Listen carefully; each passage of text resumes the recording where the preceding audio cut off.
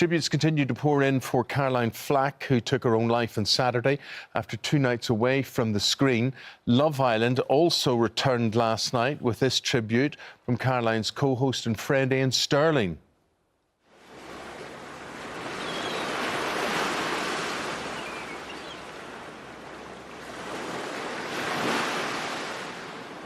We are all absolutely devastated by the tragic news that Caroline, a much-loved member of our Love Island family, has passed away.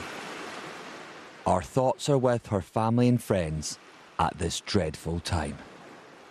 Caroline and me were together from the very start of Love Island, and her passion, warmth and infectious enthusiasm were a crucial part of what made the show connect with millions of viewers. Like many of you, right now we're all just trying to come to terms with what has happened. My only hope is that we can all try and be kinder, always show love, and listen to one another. Caroline, I want to thank you for all the fun times we had making our favourite show. You were a true friend to me. I'm gonna miss you, Kaz.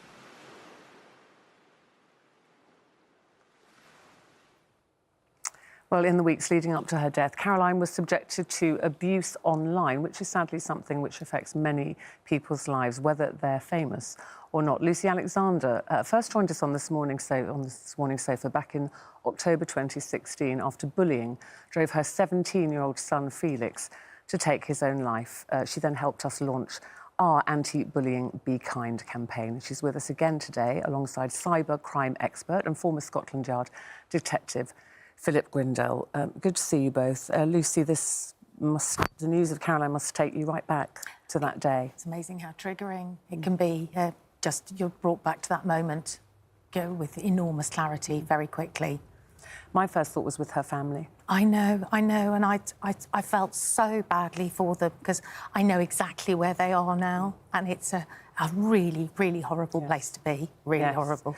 But you've gone on and you've found the strength somehow, I don't know how, you've been incredible, to help us launch our Be Kind campaign. And I know you also are an anti-bullying campaigner. With what you've seen and about Caroline in the press and the online trolling, how does that make you feel that that is still going on? And it's not just children, is it? It's adults too. No, it affects everybody. It affects people of all ages, all statuses. It doesn't matter whether you're in the public eye or you're not. We have given quite a unique platform to voice these negative opinions of people, and it's snowballing with enormous rapidity. And it was because of bullying that you believe Felix took his life? Oh, it was. It was. He was made to feel really unworthy and miserable for many years, and it affected him enormously. His mental health was very badly damaged. I know parents whose children are bullied online often say, I just want you to come off this. I want to take your iPad away. I want to take your tablets away. I want to take your phone away. Don't look at it. But you believe that that's not the answer because it also isolates them from their peers if you do that. Oh, absolutely. And particularly his age group, much more so than his older brother and sister. That was the sole way they communicated. There was very little face-to-face interaction. It was much more done online. And when I'd say, right, that's it, the iPad's going or the phone's going, he would say, you know, but why do I get punished for something that's being done to me? And it just excluded him further. It meant that he was even less involved in the real life at school. Philip, you know, Lucy was saying how Felix is saying, why should I be punished for something that was done to me? What is it in the psyche of that social media world where if your opinion isn't the same as someone else's opinion, you are the bad guy? What is it? Is it that? Well, I think at the moment, I think culturally things are quite challenging in terms of we're seen to be at opposite ends, and Brexit certainly has been a part of that in the last few years. I think in terms of the trolls and the online abuse, quite often that is their raison d'etre, is to get a response. They're often, you know, in our experience, when we looked at the people that were doing it, often people that were sat at home and they would get some sort of pleasure out of getting a response from people.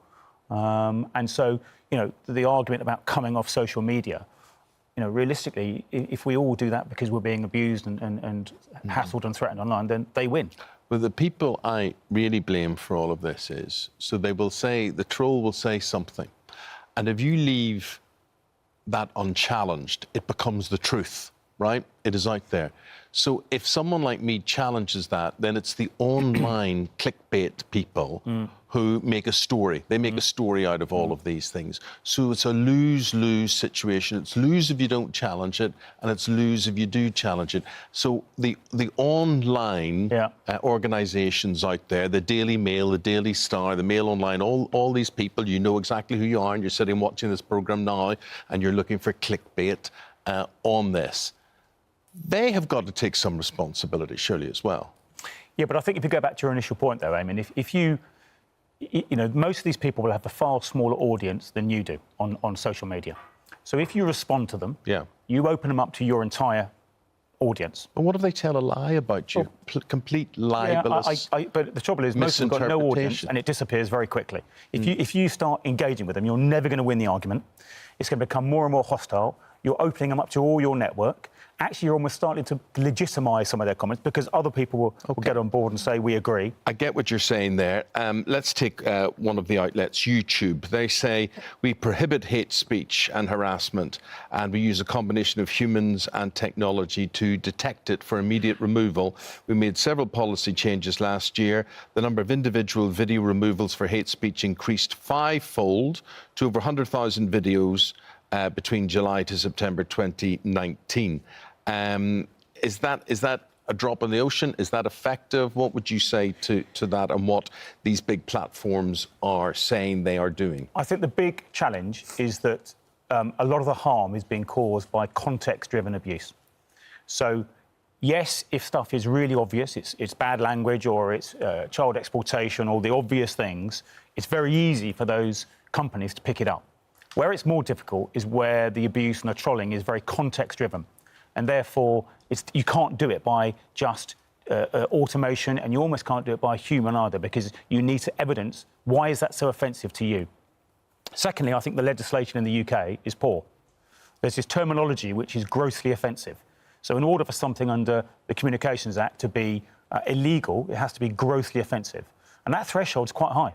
And so what would often happen, certainly when I was ironically working in Parliament and politicians were challenging me on it, they were saying to me, I'm grossly offended, and I'd be saying, oh, no, you're not, according to the law. So there's a problem there, that if the public is saying, actually, our threshold's here, and the judicial system is saying, well, ours is here, there's an issue. Listen, I want to because often people say, oh, well, if people are in the public eye, including politicians, you choose a job in the public eye, sometimes you just have to suck these things up, it comes with the job. And we've got Georgia Toffolo, Toph, as we like to call it, with us today. Hi, Toph. What kind of trolling have you experienced, that you can actually talk about on daytime television, and how has that affected you? It's just the worst. I mean, I was just thinking when you were talking then, I woke up on Boxing Day and I was so excited, and I went on Instagram, and the first message I read was, I hope you get cancer and die. And it made me... I thought about my life, and I thought about the choices that I've made. I am a person in the public eye, and I made that conscious decision. However, I had no idea what I was getting into with regards to opening up myself to the most disgusting, dirty comments like that. And, I do worry, because I choose to internalise those comments because I'm so embarrassed and mortified about them. And perhaps sometimes I don't speak to friends and family because I am so embarrassed. And I think, us talking about this on a show like this is so important, because all of us need to expose the dark underbelly of social media. Although there are brilliant things about it, but yeah, I think it's very important that we do talk. And have you ever thought, Toph, of just saying, I'm not going to go on social media anymore, just won't look at it? Yeah, I did. That day, on Boxing Day, I had 24 hours off, and, well, at the beginning of the 24 hours, I felt absolutely hideous, and after 24 hours, I felt amazing. But it's such a part of my life as a 25-year-old girl, and I don't want to give that up just because of a few evil people sending nasty things to me. I get that, and that brings me back to Lucy, because I know you talk to a lot of young people now. And you said, you know, with Felix, he said, I don't want to come off social media because it's part of their social life too, and that they feel isolated even more. Yeah. So what's the answer? If there are parents watching saying, my child is being bullied, I see it happen to them, and I can't get them to come off their social media, what do you say to the young people? I think we have to start right at the beginning. I think we have to start with young people in schools when they get their first mobile device, or long before they get. Which is quite young, isn't it? Averagely 9, 10 years old now when they're just finishing junior school. So you have to educate them and help them, work with them with the mobile device, work through strategies of keeping them safe, helping them interpret the content that they're going to see. The genie is out of the bottle. We can't put it back in. But if we can educate young people into how to use it safely and kindly very, very early on, at least you've got a better chance of getting an adult who can use it more safely and kindly. There are places that I think we probably will never make any progress with, and people we will never make any progress with. But we need to start at the beginning and work our way up. So as soon as they get their young phone. people that I talk to predominantly secondary school because that's sort of my comfort zone. They want to engage with it. They really do. And they've worked really well with anti-bullying charities and taking control. They want control. And do you find some of them who maybe have been part of bullying, that once you talk to them about it, didn't realise that it was as bullish and bullying as it was? They don't connect the dots. Yeah. And sometimes they need a little bit of help in connecting the dots. And I believe that the bullies need as much time and attention as the bullied, because you can support the victim, but if you're not getting rid of the problem, then you're just perpetuating it. Yeah. So you need to support them. Why are they doing it? There's a reason.